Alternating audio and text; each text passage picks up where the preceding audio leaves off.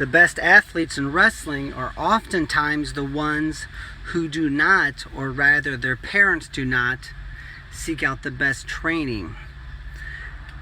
I have seen this over the past 1.5 or so decades and have come to the conclusion that I guess they believe that since their son is winning everything on the youth level and usually the high school level as well, we're talking a couple of state titles, ranked top 20 in the nation, maybe win a few of those big tournaments, certainly competing at the highest level. But let's not forget that when you get to be a Division I wrestler, everybody is a freak athlete. Half of those guys are world-class athletes, God-given, just like your son. Now you're playing with the big boys. Oftentimes high school was fun, maybe even boring at times, but once you get to be in a college wrestling at the Division I level, especially when you get to the bigger programs and start tapping into all the other freak athletes, now's when you see whether or not your training paid off.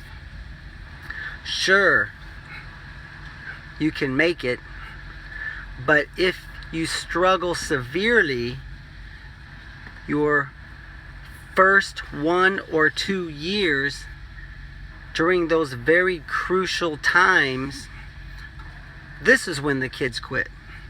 I have noticed that the best trained freak athletes don't quit in college because they simply don't struggle or suffer their first 1 or 2 years or so of college. So make sure that if you have a son who is a tremendous athlete and he's winning everything on the youth or high school level, if he wants to wrestle in college, that's a given, as long as his grades are there and he's living a clean life. However, if you want him to be a Division I All-American or NCAA champ, or even make the team on some of these programs, you better make sure that he has 6 or 8 years of world-class training under his belt to go with his tremendous athletic ability. Now, do you have to be a tremendous athlete to be a Division I All-American in college? The answer is no. But you need the training from the get-go. Those kids, the normal athletes, oftentimes fade out in high school because the going is so tough. Whereas the best athletes, they're winning everything right out of the gate just because of their athleticism.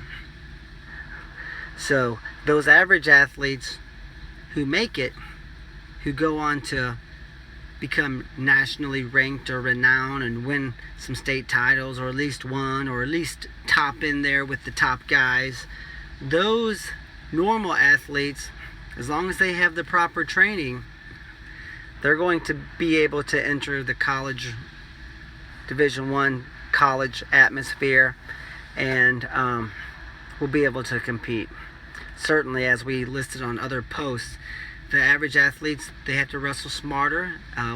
They might technique takes more priority. They're not going to be scoring off of from the outside or crazy scrambles and creating an exciting wrestling. They're going to have more of a controlled chess match approach, certainly becoming very strong and powerful as part of it, becoming a great mat wrestler as part of it.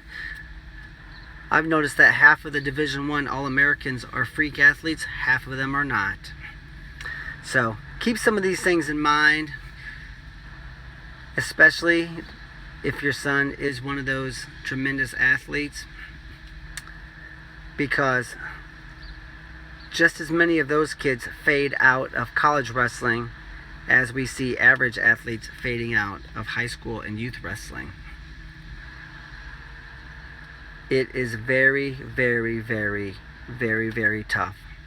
You cannot even compare your son's high school success as a predictor of college wrestling success. They say it's twice as hard, 3 times as hard. It's 50 times as hard. Everybody is a freak, and you better be ready. Also, prepare your son for the struggle. I see the best athletes. There's coaches who coddle these kids, even idolize them, it seems, which is sort of sad. So when your son is a tremendous athlete and he's won everything in high school and kids wrestling, the coach is always calling on him to demonstrate. The coach is always talking about him in the newspaper. He's getting all of the attention from the stands. Wrestling is fun.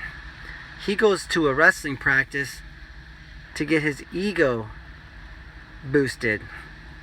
It's an exciting place for him to be. Whereas the average athletes go to wrestling practice and they're grinding out 1-point matches. They're getting their head beat in. You make it through 6, 7, 8 years of wrestling at a high level as an average athlete. By the time you make it out of college, high school, you are battle tested. You're a tough kid.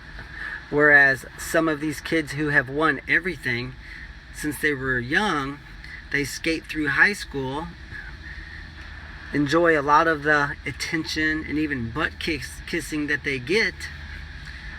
Then they get thrown into a room of 42 guys who are freak and world-class athletes, and the coach doesn't even look at them. They quit. So these are some things to keep in mind, because raising a gifted athlete to the point where he can become a Division I All-American or NCAA champ has a lot.